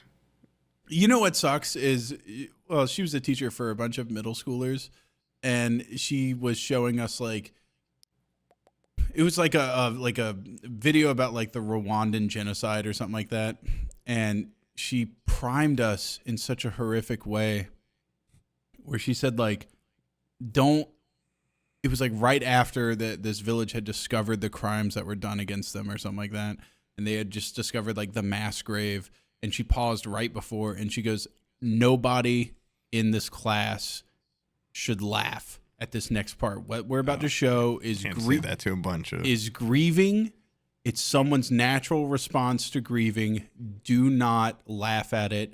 This is something that's very serious. And then she hit the play button, and this lady's just like, not my baby. And it's like, this is so over the top, like throws her hat off and everything. And like over exaggerating, yeah. It was like very cartoony and everything. My family. Yeah, and like it was. I wish I could find the documentary again. As harrowing as it was, it was like that famous video from like Maury Povich or whatever, where the guy's like, "I've always loved you," and he's like, that crying. There was like a lot of that shit where it's just like, it's not something to laugh at. Like if you look at the story in its entirety, you go, this is very touching, but that guy laughs funny or cries funny. There was like a lot of that. And of course, as soon as it happened, like even the girls in the class laughed. Like she primed it, and then when everybody got scolded, I mean, this teacher was just looking to, and she was a bitch, and she was hot, which made you hate her even more. It's like, well, that would not make me. That'd make me a teacher's pet. Really? I bring her a bushel of apples every morning on her desk. No, she was hot, and she knew she was hot, so she acted like her shit didn't stink. You know, she was like all the other teachers were like, she won't even like talk to us. Like, she's just an asshole. My stepdad. I'm really terrified, by the way, that they find out that I've said this, because they're like big deals in the community. Yeah. If that makes sense. She's still hot. Yeah, she's like Tallahassee aristocracy or something. My stepdad told me the other day that when he started working at our school system, they went to the nearby city, and they went to a comedy show. Yeah. And they're like, the whole staff's going, like, you got to come out. So he was like, oh, I just started working here, I might as well. And he went, and one of the front desk, like, old ladies that works there wore kind of like a risque outfit, which he said was already weird. Like, her tits were just kind of out. And then the comedian was really raunchy, and they didn't know it. And the entire time, he just called her sugar tits and kept making jokes about her, and she just got wasted. And he said it was so fucking weird, and he like couldn't really look at a lot of people the same after that. Yeah. In like a professional manner. Only time he ever went. And like when you take a teacher outside, like when they become people. Yeah, in some instances, you don't even want to know what their background's like. Like I had this great first grade teacher that at the time I was just like, it's my teacher, you know, she's awesome. And then I saw her at there was this like the O'Clockney Music Festival or something like that. It was a very like festival. I don't know. It was a very like hippie type thing where one of the like they just set it up in the woods, these amphitheaters, and instead of like a crowd space, they just had this one amphitheater facing really tight-knit trees, and everybody put hammocks in between them, and so you just get to sit there in hammocks and listen to music. It was very cool. I see her there, and she's like full-ass barefoot, like long skirt, like ankle bracelets and shit. I'm like, you're like a dirty like hippie lady, like just very like flowers in her hair type stuff. I'm like, happy, happy. Look at I was like, I know what you do for a living. Yeah, you know, don't act like you're this fucking happy. And it was just weird seeing my teacher in that space. But in college, I saw a bunch of one of my favorite teachers, and then like three of the front desk ladies. One of them was kind of hot, and I saw them at like going in between bars, and they were all dressed like really, you know, for a teacher, like, oh, what is this? Like scandalously clad or whatever. But I feel like once you have a job like that, and be like, do not hit on this do not hit on this lady. Like, this is wildly inappropriate. But it caught me off guard. You know, she was looking good. And then the guy teacher, you know, it was cool to see him. And I think it was way more awkward for them than it was for me. Because it's like, what the fuck? Yeah, because then you know they're like real people. They're also at like college bars. Yeah. Like, what are they doing over there in our turf? But I can't remember where I was going with this. I had some. I don't know if I've said this before, but my brother met my doctor outside of doctor hours, and he was just like wearing flip flops, cargo shorts. He had a fucking visor on, you know, like a, you know, like golfing visor. What do you want him in? Like a lab coat at all times? Not that, you know. And he had a Florida. It's not like everyone dresses. He had a Coors in his hand. Yeah, it's just like not a doctor. Like I don't want to. I don't want to ever see my doctor's feet. Doctors shouldn't be able to wear flip-flops. I feel like that should be a rule. Dude, the other day I had to go to the dentist, and I totally forgot I had it scheduled. And they sent me a text before I went saying, like, your dentist isn't even going to... It's my, like, first time going to the dentist after getting my wisdom teeth out, so I thought it was going to be a big deal about making sure the healing's going correctly. I still have little holes, you know, and... Or, I don't know, I thought I did. Maybe I don't anymore. But I thought it was... The intention was them tell me, you know, everything went okay, because I haven't seen them... I didn't see them after I got my wisdom teeth out, which I thought was weird already. Like, I thought I'd need a checkup sooner. And the dentist wasn't even there. It was just the hygienist. And first off, it sucks because she's hot. And I already, like, that day, I was just pretty, you know, I'm like, I have to shit really bad. And it's wet. Like, this is not regular shit. Like, this is probably going to be diarrhea. And the first question she asked me was like, did you ever get your wisdom teeth out? Yeah, like, is that not why I'm here, to make sure? And she's like, yeah, did you ever act on that? I'm like, yeah, they're you can not see that they're not there. Like, what is going on here? Because if you didn't, I have some startling news. Yeah.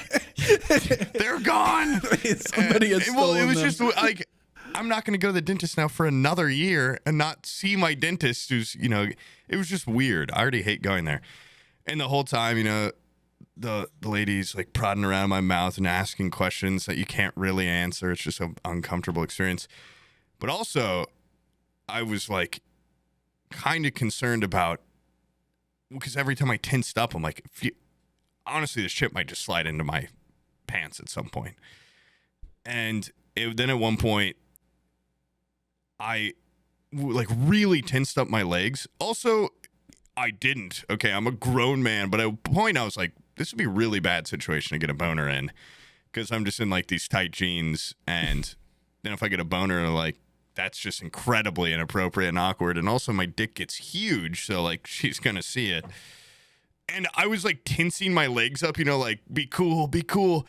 And for a second, I thought I shit my pants, and I couldn't tell. And her hand was in my mouth, and I was just like trying to smell it, but then I realized it looked like I was smelling her hand. And it was like this wildly uncomfortable, like, you can't like wiggle around really to be like, did I poop my pants? Yeah. So I was trying to smell if I'd shit my pants.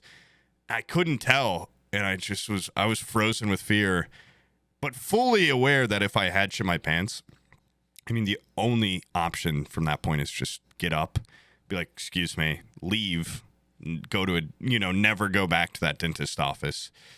But long story short, I didn't, you know, poop my pants or get a boner. I was just a regular patient at the dentist checkup. It, you know, probably lasted 15 minutes total to get my teeth cleaned.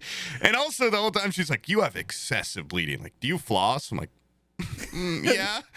And I realized like what it must look like from her view. Because when she pulled out the thing, like, it was covered in blood. Like, I'm just like blood all over my mouth. Boner, shit my pants. It's just not, and she's hot, and I'm like, this is not cool. This is so not cool. And then when we got out afterwards, we were like talking for a second at the front desk, you know, pretty flirty. She was like, do you want a receipt? I'm like, you know, just casual. Yeah. And I'm like, she was into you. You know, I'm thinking like, I probably look pretty good right now. I go to the car and pull out the thing. And she's left like so much of the paste that they put on your teeth afterwards all around my lips and in my mustache. It's like caked. Like, I had to like pinch and pull it off. Like, I just looked like a little kid that got into fucking sugar. And my teeth are like kind of bloody. And I've got so much poop in my pants when I got in the car. And like, I just like every fucking time I think like I'm like potentially, you know, like maybe I'll like flirt with this woman. There's always some like universally humbling, like, don't try that, dude. Like, what are you doing? It's 90% of the time when I leave, I look down, my fly's been down the whole time. But this time, like, there's just like white paste all around my lips. Like, is that not part of the cleaning process to remove that? Yeah. Or like, what the fuck? I showed up late to I just had a dentist appointment. I showed up 5 minutes late. They act like I'm the worst person in the world for that. You normally have to wait 5 minutes anyway in the fucking lobby. Yeah, well, no, they rushed me in, and she sets me down, and I think she was pissed at me for being 5 minutes late because it fucks up her other appointments for the rest of the day. I do understand it. But so because of that, she gave me like the quickest flossing I've ever. Washing. Dude, she looked like she was doing a fucking pit stop on a Formula One car, but on my mouth, I was like, there's like nerves and shit in here. Like I can feel this, you know. It fucking hurts. Yeah, and when they're flossing, they're like, you have very this sensitive lady gums. was like, I know. You're not trying to strangle someone in a mafia movie, lady. Yeah. Like she just went in there with that shit. Like she was trying to. Yeah, she was like sawing away. Just to like. No, you know what? I requested. I was like, hey. They used this water pick on me one time, and all it is like a pressure washer for your mouth. Yeah. And she was like, yeah, we usually reserve that for like if you have like a lot of plaque or whatever. And I was like, can you just they didn't use that on me. And I was like, can you just use that forever? Like, can you just put that down on my chart? I like that. And she's like, why? She's like, everybody hates it. I was like, what? Why would you prefer to have someone beat on your mouth with like medieval tools? Every time they scratch your teeth with like the metal thing, it feels like I can feel my whole head reverberating. Of course I want you to spray, and my mouth doesn't dry out when you're power washing my mouth. It's great. I like the pick. I also just remembered that, when they're doing the water pick and they got the hose and they're like, suck at any point. Yeah. At one point, like my mouth was so full of blood and water that like when they're trying to get it down, no, I was like choking on and I got like water all over my face, and she was like trying to vacuum my cheeks and stuff. Yeah. Like towel, get a towel. This bitch, she gave me the straw, but didn't pull the other thing out of her mouth to let me do the full suction. Yeah. So she would sit there and like she would stick it way down in there. I'm like, I felt like saying like, just get this out of the way and let me suck on the hose. Yeah. This lady also, she raised my chair up, and then she's short, right? Then she leaned it way back, so it was like an inversion table, and then so my head was low enough for her. So like, I was like getting waterboarded, dude. Yeah. She was going to town on me. My face, I'm sure, looked like a tomato, dude. To get all my blood's rushing to my face. It was just a bad experience. Awkward is it too when they're like, now turn towards me, and you're like face to face with them, and I'm like, do I just close my eyes normally or look over there? But like every once in a while, I just like look right at them. And one time she looked at me, look at her. I'm like, I'm just overthinking. It's just a horrifying process for an overthinker. But yeah, I'm like, where do I fucking look? Or do I just close my eyes? They go, hey, do you want sunglasses? Because we're going to have like this light. They never offer that shit. I never said yes. And then now I'm like, hell yeah, because I realize they're mirrored. So I can sit there and just stare at the world, and they can't see what I'm looking at because I got these big. Sir, will you stop looking at my tits? Well, I didn't think you could see. Right? Licking your lips, staring right at her. No, my lady's I think she's like Muslim. She's got like a thing on. She's fully wrapped up. Yeah. Which, by the way, I get that they're from the Middle East, but like if I had to wear all that shit, I would not move to Florida. Like that lady's journey between her car and the front door of that establishment must be hell wearing that stuff.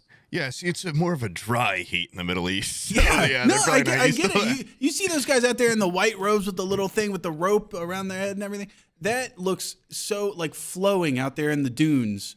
But you take that same get up and bring it to Florida, like the KKK members that wear that shit out here in the swamps, does not seem comfy, guys. You should definitely rework that.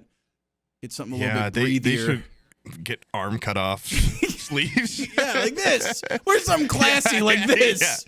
Yeah. Jesus Christ, what do you think guys. this used to be? Yeah. Get one of those. You know what? Colombia, they have those like fishing shirts with a little breathable flap. They need to make a clan hood with a little breathable flap in the back so it doesn't get so stuffy in those things. That's an untapped market. Better lighter materials, fishing gear for KKK members, but you're secretly a good guy because you're infusing it to make it incredibly flammable.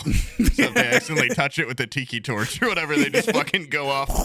It's like shrink wrap. Yeah, shrink wrap. Clings to that. And they explode. Yeah. Yeah, fuck yeah, we're the good guys in the end. We made $1 billion selling them, but also we got them. We got those sons of bitches. We would be like the modern day Schindler, you know? Because he would manufacture munitions for Germany, but he would make sure they didn't fire. War dogs or whatever. Yeah. Pigs. Oh yeah. We would. Yeah, we could be Schindler. Yeah, that's the only reason I'm doing it, because he was remembered. You know, ultimately They're that's gonna why make a people movie do stuff. one day where it's all in black and white, but the Grand Wizard's red, and that's the only thing that's red in the movie, and he blows up the biggest. Yeah. Awesome. Do you think Liam Neeson would play us, or do you think it would be? I think probably Brad Pitt would play you. Yeah. And Top Gun Miles Teller would play me, most realistically. I think actually I want Mel Gibson to play me. I want his comeback story to be through my film. I'm playing a what? I'm out. I'm out. I'm good. Yeah. Oh, that would. Yeah, never mind. I was gonna say, I wonder who would play us. Fucking no one. No one ever. When they make the Ford Fables movie one day, I would. They would. My character would definitely be like. It would have to be some guy that. It would be Philip Seymour Hoffman. That's who I would get to play me. Somebody who's just sweaty enough. You could get his. He son. Always looks like he's so sweaty. Yeah. Who's that off-brand Matt Damon guy from Breaking Bad? Jesse Plemons. Yes, I get him. He would be good too. I mean, he's actually a really good actor. He is. Too, so he would do a good job conveying all your emotional levels. Yeah, horny, angry, laughing, all the normal human experience. Honestly, if I was going to be like an actor, those are the two things I would practice. Channel. Yeah, I would try to. I'm angry and I'm horny. I don't have much range, but those two things, you need a part played like that. Opposite ends of the spectrum.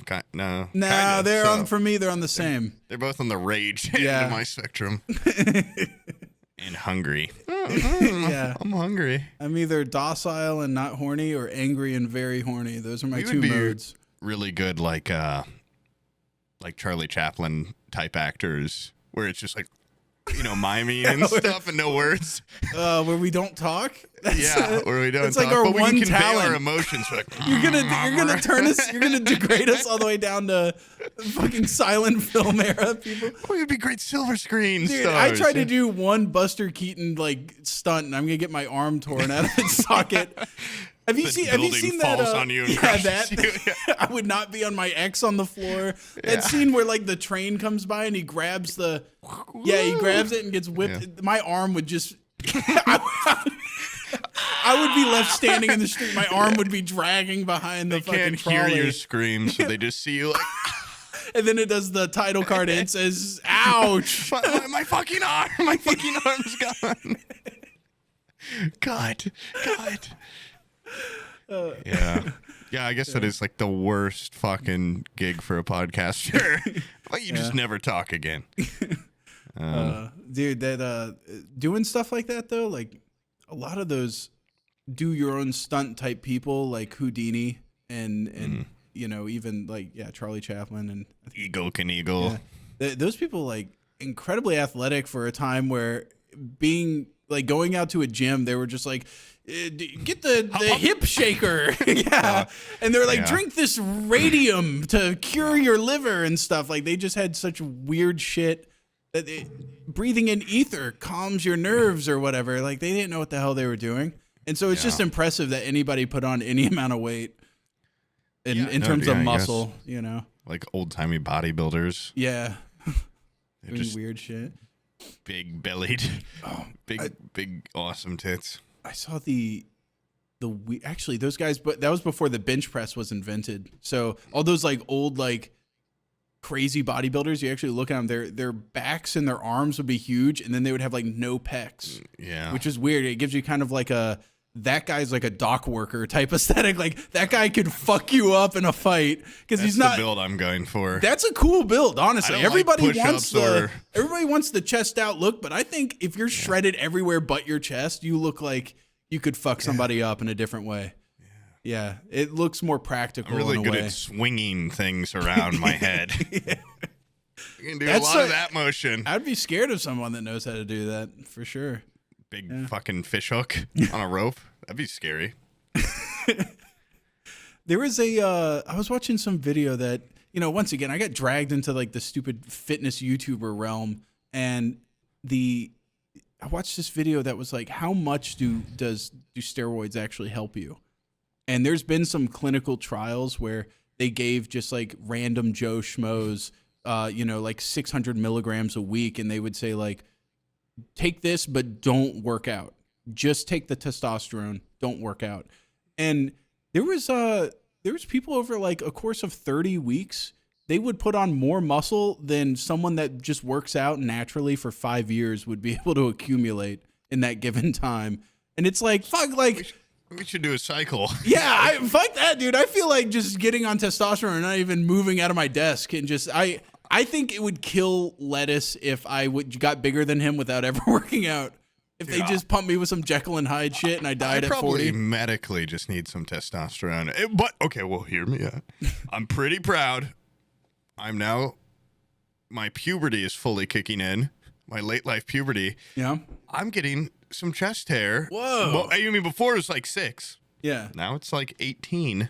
Oh. And also I'm getting some like up here, some stray hairs. And I even had one on my shoulder. So... Could be, yeah. Well, you had a point. You don't want like a bunch of back hair or anything. I wanted like born chest with hair. a lot of back hair. I want Henry Cavill chest. Yeah. But you got to start somewhere. And it's like my arms and legs still aren't very hairy, but it's like I don't know why, but maybe just because I'm getting older, but I'm getting hairier. I started to get like a little bit of chest hair. It's mostly just like around my nipples, which is weird. Yeah, but then I realized, like I started getting some of my shoulders and like, it's like down my back. Like I just have like back hair. I'm like, no. Cause I always made fun of my dad. I was like, you're like an ape man back there. Yeah. Like you just have like this sheet of hair in the back. Now I'm going to be that way. I can feel it. I'm just going to have hairy back. I was born with like a full set of back hair. That's like cool. Jet black hair. Yeah. And then it all fell off. Not my head hair, but my back hair. And now that back hair is regrowing on the front. Cool. Or something. Yeah, you're like moving all around. Yeah, and my mustache is going to go up to my eyebrows. My eyebrows are going to replace my mustache. It'd be cool to do like a time lapse of you from the moment you're born all the way to the end. Your body would look like a Rorschach of hair moving. Getting everywhere. Weird, yeah. Also, you start getting out of your ears. I was just born much more tan than I am, and I've just been throughout my life losing my tan, and I'm getting worried about when my penis loses its tan because I don't even want to think about how to tan a penis. Yeah. Or where I'd be comfortable enough pulling my dick out by the sun. Is it substantially darker than the rest of your complexion, or? Well, now I've got a weird look, guys. This is not TMI. This is just podcast talk. This is locker room talk, where I've got a tan line from my shorts.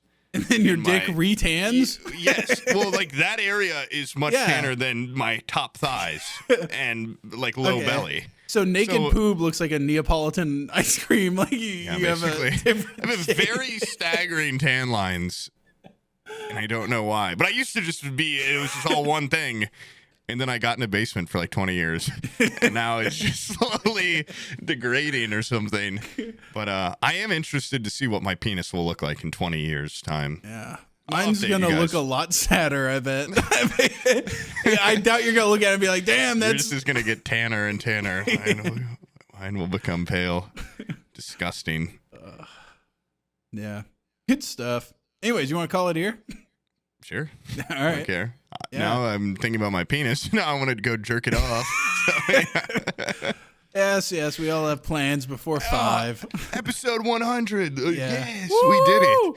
We'll get those necklaces and turtlenecks anytime now. Dude, I can assure you guys I will be diving back into this with both feet, full intensity, with care, but just give me some fucking time. Give them some months, guys. Yeah. Give them some months. No, not months. I literally think I feel like I got paperwork to do. Podcasts. I got some goddamn paperwork I got to get done with the lawyers and such. I should be done soon. Yeah, you'll be back. Hopefully. I'll be back. Yeah. Yeah. All right, later.